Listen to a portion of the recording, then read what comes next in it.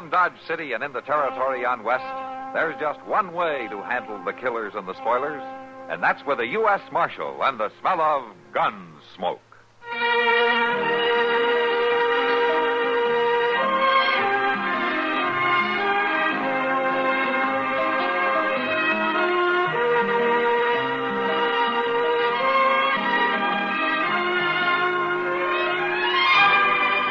Gunsmoke, starring William Conrad.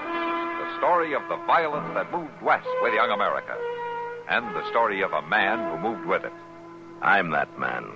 Matt Dillon, United States Marshal. The first man they look for and the last they want to meet. It's a chancy job, and it makes a man watchful. And a little lonely.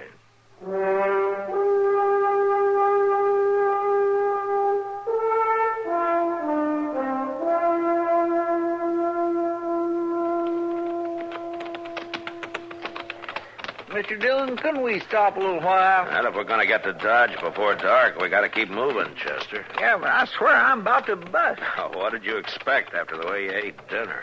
You know, I just couldn't help it. Every time I eat with the cavalry, I make a fool of myself.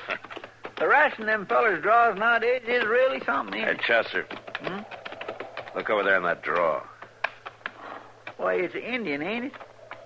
Is he dead or what? Well, let's go see.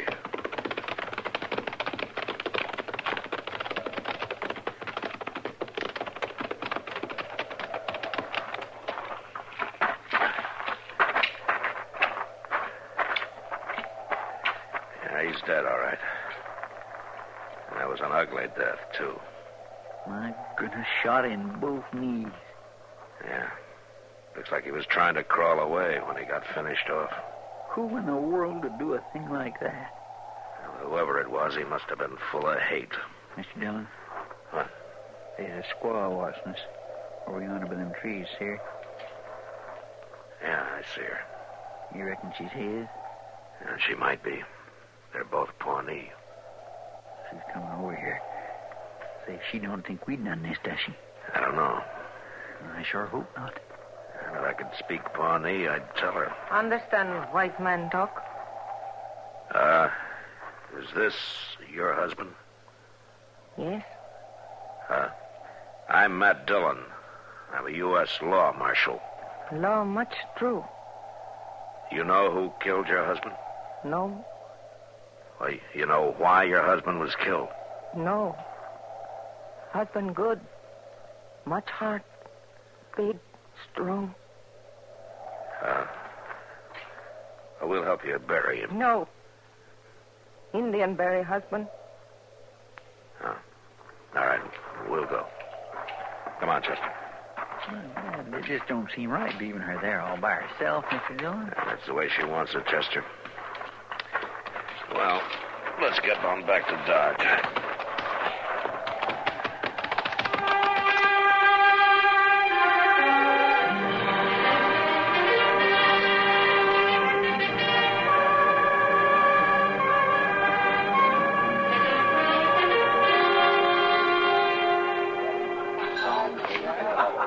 Well, hello, man. Hello, Kitty.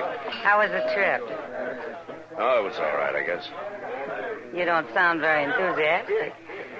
Have a beer and tell me all about it. No, thanks, Kitty. I'm going to go pick up my laundry, and then I'm going to go get some sleep. Evening, Kitty. Matt. Hello, Doc. Doc? Well, I just treated Chester for an attack of indigestion. How are you feeling? Oh, fine. Well, that's not true, Doc. Something's bothering him. Oh? That's so. What's the trouble, Matt? I'll tell you what's the trouble, Doc. Disgust for my fellow man. But I guess I'll get over it. What happened, Matt? Well, on the way in today, Chester and I found a dead Indian. His squaw came along about the same time. Just rough to watch, that's all. Well, Matt, men die all the time, and the women grieve. No, not like this, Doc. He was killed a piece at a time. Somebody had shot him in both knees so he'd crawl. It wasn't until they'd had their fun that they finished him off. His squaw could see what had happened to him, so they didn't... Quiet, I'm listening to a funny story. Hey, you. Is it my funny story you're listening to? Yeah, that's right. Any objections? You have some particular interest in Indians? I have. Go on with the story. It's good. How does it end? It hasn't ended yet. I could end it for you. If it was me out there, that squaw would have went right along with a man. That's so? I hate Indians. I kill them. That's mighty near all I got on my mind. I enjoy killing them. I hate squaw men, too. All right, get your hand away from that gun.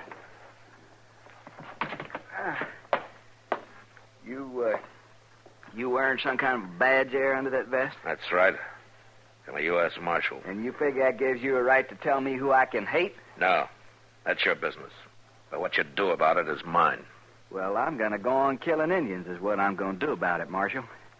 Like I've been doing for 16 years. And you've got a lot to answer for, mister. That's a long time. It seems like no more than yesterday. I come back from hunting one time. I found my wagon burnt. My wife with a pretty back stuck full of arrows. My baby son carried off. They was Pawnees. And Marshal, your little badge ain't gonna change that. That's between me and the Indians. I'm gonna kill them till the day I die. Edgar. Leave me alone. What a terrible thing. What Matt saw was terrible, too, Kitty. Yeah. 16 years of that kind of hate's long enough, isn't it, Doc? Much too long. Mr. Dillon? Yeah. Mr. Dillon, that squaw is here. Huh? Here in Dodge? Yes, sir. She come over to the office. She wants to talk to you. Oh, where is she now? Well, there was another Indian with her. They're waiting out near the edge of town. All right, let's go.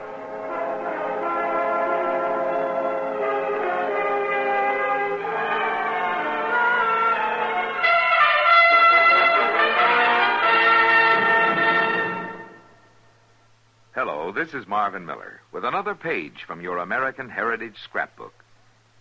The majestic Hudson River, which has cut such a wide path through American fact and fiction, was apparently first discovered by Giovanni da Verrazzano, a Florentine navigator, on April 17, 1524. But the man for whom it was named, Henry Hudson, made the first conclusive exploration of the river during the months of September and October of 1609.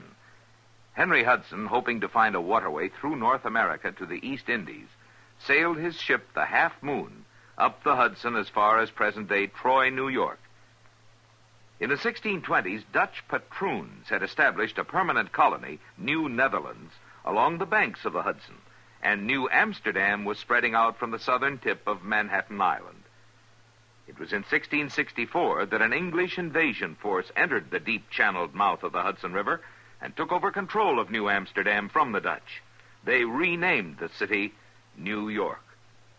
Ships flying the Union Jack cruised the Hudson for more than a century, bringing furs and food supplies to cosmopolitan New York. Control of the Hudson became imperative during the colonial revolution for independence. The British attacked and captured Fort Washington and Fort Lee late in 1776, but their attempt to cut the jugular vein that united New England and the Middle Colonies was unsuccessful. Colonial independence won, peace reigned again over the river Henry Hudson once described as the Great River of the Mountains. Yes, running 306 miles from the summit of Mount Marcy in the Adirondacks to the wide-spreading harbor of New York City, the Hudson River became the lifeline of a new nation, just beginning to explore and develop its natural riches.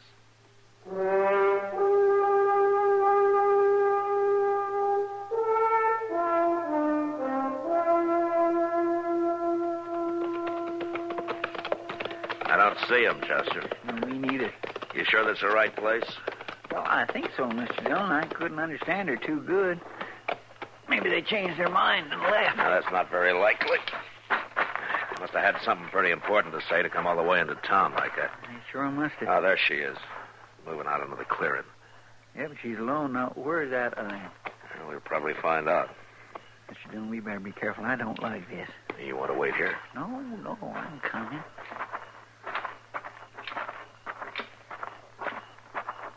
We talk. You come alone now. My friend says that there was another Indian. He back there. He little white wolf. Brother. He no make talk. He wait. Is that the one, Chester? Well, I think so. He never come near enough for me to get a real good look at him. Any other Indians here? No other. 3. All go. Leave village. Make new house. Oklahoma. All right, we talk now. White man kill husband. White man go to city. How do you know this? Brother, he gone. See one, only white man. Then go find husband dead. Brother track white man. Go to city. Who is the white man? He wear black hat, spotted shirt. He ride black horse. Why, I've seen him. Wait a minute, Chester. There are many men like that in the city. You got to say more than that. You find, you make prisoner, you kill. Now listen.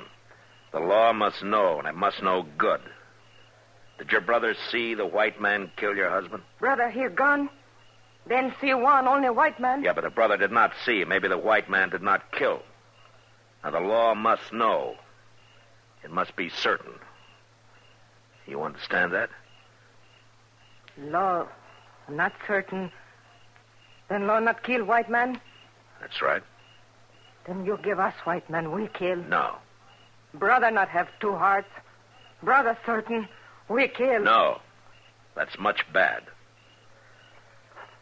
Now, you go to Oklahoma. You make new house. White man big enemy. We no make peace. We wait. We kill. Well, that's sad. Reckon she means it? Yeah, she means it all right. They'll get him.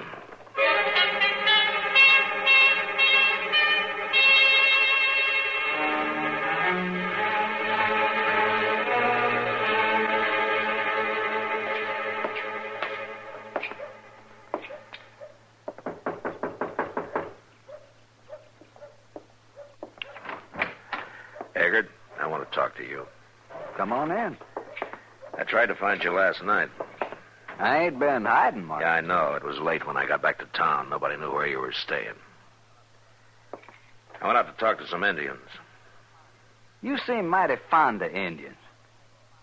I'm fond of the law, Eggert. Now tell me, did you kill that Pawnee? I killed lots of Pawnees in the last 16 years. That's not what I'm asking you. Did you kill that one yesterday? Supposing I did, what would you do about him? I'd hang him. For killing an Indian? Might as well hang a man for a squashing worm. That day's past, Eggert. Now, the Indians think you killed him, and so do I. I reckon you'll have to prove it, Marshal. Yeah, there's an Indian who can identify you. The squaw's brother saw you do it. That ain't exactly true. No? No, because if it was, you'd have me in jail right now. You ain't got no proof. Well, the Indian heard your last shot, and he saw you ride off. He tracked you here to Dodge. Don't put no rope around my neck. Not legally, no.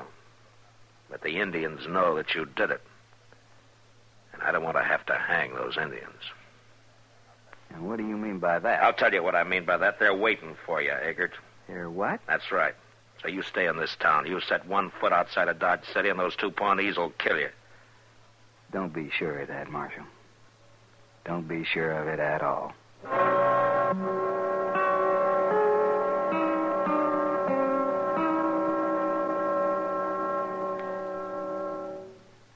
This is Myron J. Bennett, back again with another little-known item of American military history. When you're up there in the wild blue yonder, either shooting or getting shot at, there's not much time for making famous remarks. Perhaps that's why there aren't too many on record for the Air Force, although our youngest branch of the armed forces got a big piece of the action in our recent wars. It started out on August the 1st, 1907, with only 1 officer and 2 enlisted men, and didn't get its first airplane until a year later. Under the Signal Corps, aces made history in the dog fights of World War I. But it wasn't until General William Billy Mitchell got himself court-martialed for backing up his statement that nothing can stop the attack of aircraft except other aircraft, that the air arm really got going. In World War II, General Henry H. Hap Arnold built the Army Air Corps into the greatest military armada ever seen, with his three-legged stool formula of pilots, planes, and airfields, and the slogan, "Keep 'em flying." And in the Cold War that's been going on ever since, the now independent Air Force, with its ever-ready Strategic Air Command, carries the biggest stick we've got behind its soft-spoken motto, "Peace is our profession."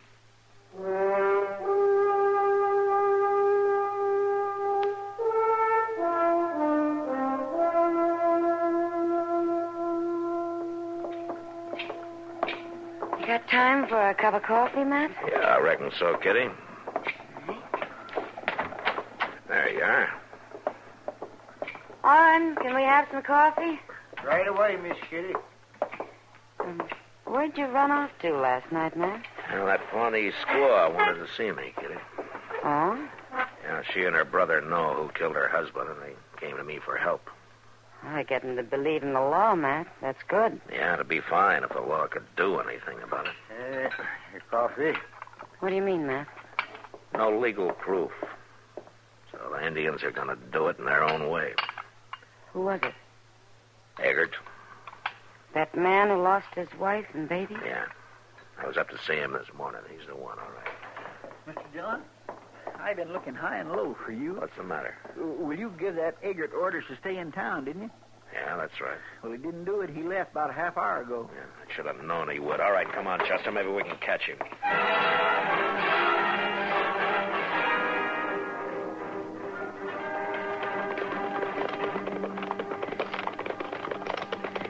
Seems like we ought to have caught up with him, but now, Mr. Dillon. Yeah, Maybe the Indians got him already. I doubt it, Chester. I think they'd get him behind him and trail him till they could set up an ambush. Well, it's a pretty good spot for a fight right here. Wait a minute.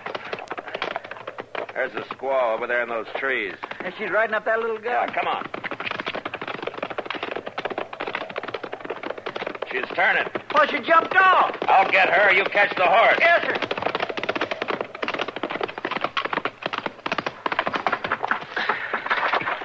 Hey, stop. Come here. Now, where's your brother? Come on, talk. Where's Little White Wolf? You see white man who killed your husband? Mr. Dillon, Yeah, over here, Chester. I got her horse. What'd she say? Nothing. Nothing. No, not a word. Look, brother kill white man, he break the law. Now, the law will punish him. Do you understand that? Now, where is your brother? All right, come on. That's where I don't understand, Mr. Dillon. I do, Chester. She waited on the trail as a decoy and deliberately led us away to give her brother time. Right now, that Indian and Eggert are stalking each other somewhere in that bush. Hey, that was a rifle. White man, big enemy. We kill now. Little White Wolf avenge husband. Where'd he come from, Chester? Could you tell? Well, from that bluff yonder, it sounded like. All right, let's get over there. Maybe we still have time to stop him.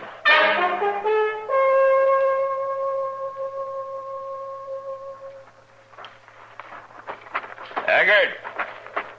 Eggert! Maybe that Indian got him, Mr. Dillon. Eggert! Here, Marshal.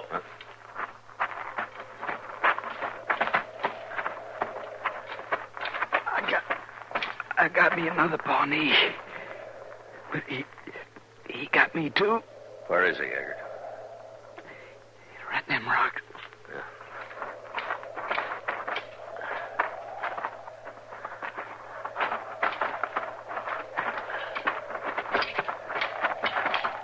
Yeah, here he is, Chester. He's shot right through the head. Boy, he's much more than a boy. He's Mr. Dillon. Yeah, Little White Wolf. he's dead. Little White Wolf wasn't your brother. Not your true brother, was he? No. True brother. Die baby. Chief, give mother white baby. Call him Little White Wolf. He grow up fine Indian. He good brother. White man die? Yeah, he'll die very soon.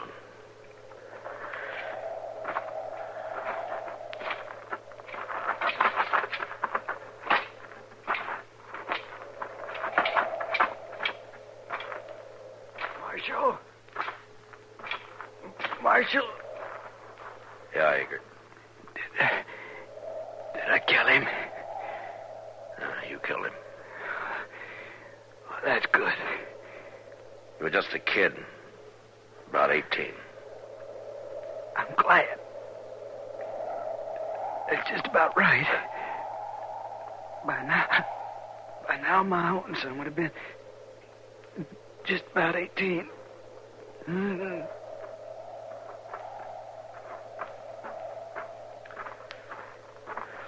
Mr. Dillon, did you tell him?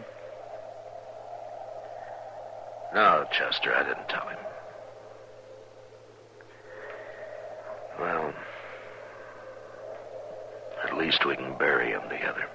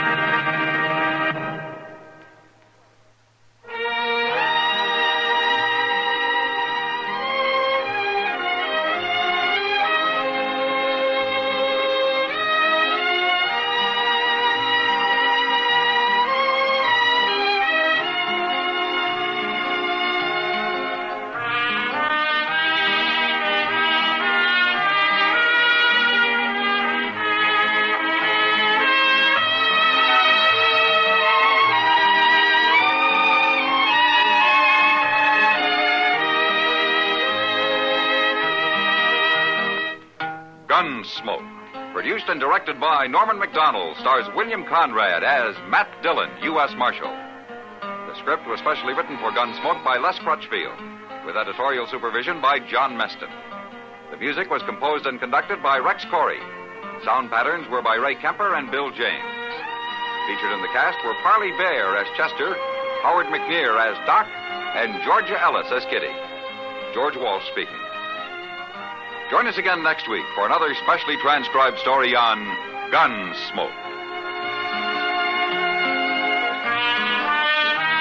This is the United States Armed Forces Radio and Television Service.